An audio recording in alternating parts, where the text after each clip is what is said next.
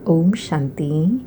आज 5/5/2026 के प्यारे बाप दादा के अनमोल मधुर महावाक्य हैं। आज की मुरली के सार में त्रिनेत्री त्रिकालदर्शी बाबा ने गीत की स्मृति दिलाते कहा कि गाते हैं नयनहीन को राह दिखाओ प्रभु। तो बाबा कहे शरीर को तो 2 नेत्र है, फिर कौन सा नेत्र चाहिए और कहाँ की राह चाहिए। बाबा कहे वास्तव में यह तीसरे ज्ञान नेत्र की बात है, जिसको दिव्य चक्षु कहा जाता है। आत्मा अपने को और अपने बाप को भूल गई है, इसलिए पुकारते हैं नयनहीन को राह दिखाओ। तो बाबा कहे मैं आकर राह दिखाता हूँ सुखधाम शांति धाम की। बाप आकर सर्व को सद्गति देते हैं, इसलिए सब उस अल्फ बाप को याद करते हैं।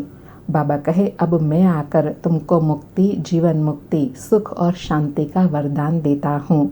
फिर बाबा कहे जब तुमको सुख में भेज देता हूँ तो फिर तुम मुझे याद नहीं करते, इसलिए गाते हैं दुख में सिमरण सब करे, सुख में करे ना कोई। जो कोई सुख में भी करे तो दुख काहे को होए। बाबा कहे पुकारते हैं ओ गॉड फादर रहम करो, हम बहुत दुखी हो गए हैं। तो अब मोस्ट बिलवेड बाप आकर सुख, शांति, पवित्रता का वर्षा देते हैं, जो कोई भी मनुष्य देहधारी दे नहीं सकता। फिर कहा कि यह गीता पाठशाला है, मनुष्य को देवता बनने के लिए यह राजयोग सिखाया जाता है।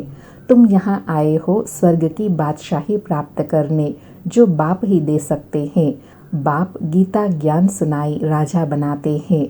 फिर सतयुग की स्मृति दिलाते कहा कि भारत में जब इन लक्ष्मी नारायण का राज्य था तो प्योरिटी, पीस, प्रॉस्पेरिटी थी, पवित्र गृहस्थ आश्रम था, वहाँ हिंसा का नाम नहीं था, 100% साल्वेंट थे, सतो प्रधान थे। बाबा कहे अब फिर से प्योरिटी, पीस, प्रॉस्पेरिटी का वर्षा लेने के लिए सतो प्रधान बनना है। फिर कहा कि देवताओं की महिमा गाते हैं, सर्वगुण संपन्न, 16 कला संपूर्ण, हम नीच पापी हैं, हमारे में कोई गुण नहीं, आपे ही तरस परोई। तो बाबा कहे अब फिर से मैं आकर तुमको मंदिर लायक बनाता हूँ। अब तुम समझते हो हम सो देवी देवता धर्म के थे।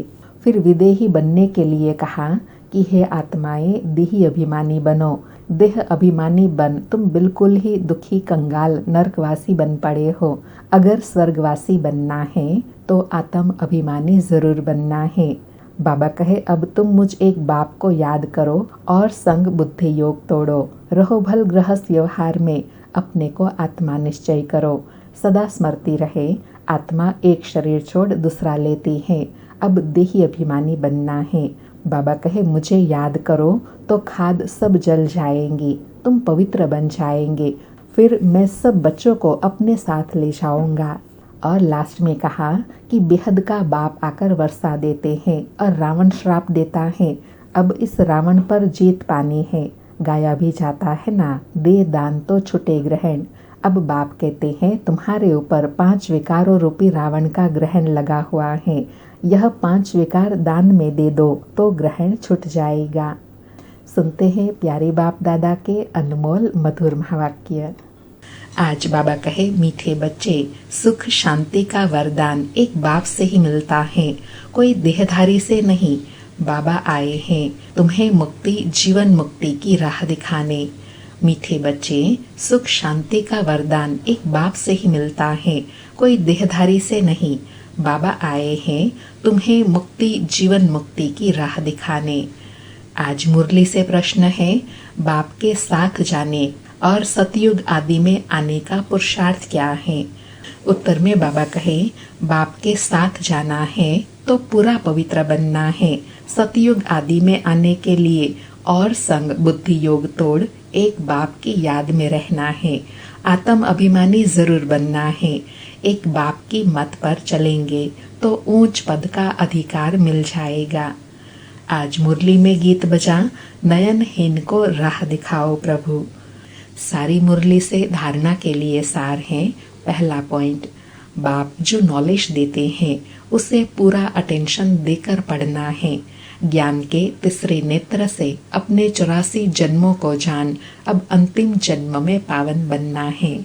दूसरा पॉइंट, रावण के श्राप से बचने के लिए एक बाप की याद में रहना है, 5 विकारों का दान देना है, एक बाप की मत पर चलना है। आज बाबा का वरदान है, ताज और तिलक को धारण कर बाप दादा के मददगार बनने वाले दिल तख्त नशीन भव। ताज और तिलक को धारण कर बाप दादा के मददगार बनने वाले दिल तख्त नशीन भव। स्पष्टीकरण है, जब कोई तख्त पर बैठते हैं तो तिलक और ताज उनकी निशानी होती है। ऐसे जो दिल तख्त नशीन है, उनके मस्तक पर सदैव अविनाशी आत्मा की स्थिति का तिलक दूर से ही चमकता हुआ नजर आता है। सर्वात्माओं के कल्याण की शुभ भावना उनके नैनों से व मुखड़े से दिखाई देती है। उनका हर संकल्प, वचन और कर्म बाप के समान होता है। किनका जो दिल तख्त नशीन आत्मा है, वह बाप समान सर्व के कल्याणकारी है, और कल्याणकारी है उसका प्रत्यक्ष प्रमाण क्या होगा? उनके नैनों से, मुख से वह शुभ भावना सर्वात्माओं के प्रति दिखाई देंगी। आज का स्लोगन है, सरल याद के लिए सरलता का गुण धारण करो, संस्कारों को सरल बनाओ। सरल याद के लिए सरलता का गुण धारण करो, संस्कारों को सरल बनाओ। आज के अव्यक्त इशारे हैं, सदा अचल अडोल एक रस स्थिति का अनुभव करो। आज बाबा ने अचल अडोल बनने के लिए कहा कि जिसको ड्रामा के ज्ञान की शक्ति प्रैक्टिकल जीवन में धारण है, वह कभी भी हलचल में नहीं आ सकते। सदा एक रस अचल अडोल बनने और बनाने की विशेष शक्ति यह ड्रामा की पॉइंट है। इसे शक्ति के रूप में धारण करने वाले कभी हार नहीं खा सकते। इस कल्याणकारी ड्रामा की हर सीन में कोई न कोई कल्याण समाया हुआ है। धैर्यवत बन साक्षी हो देखने का अभ्यास करो तो अचल अडोल रहेंगे। आज बाबा ने अचल अडोल एक रस अवस्था बनाने के लिए कहा, ड्रामा के पॉइंट्स को सदा बुद्धि में रखो। जब स्मृति रहेंगी तब इस ज्ञान के पॉइंट से आत्मा में शक्ति आएंगी, जिससे अवस्था एक रस बन जाएंगी। अच्छा, ओम शांति। शुक्रिया बाबा, शुक्रिया।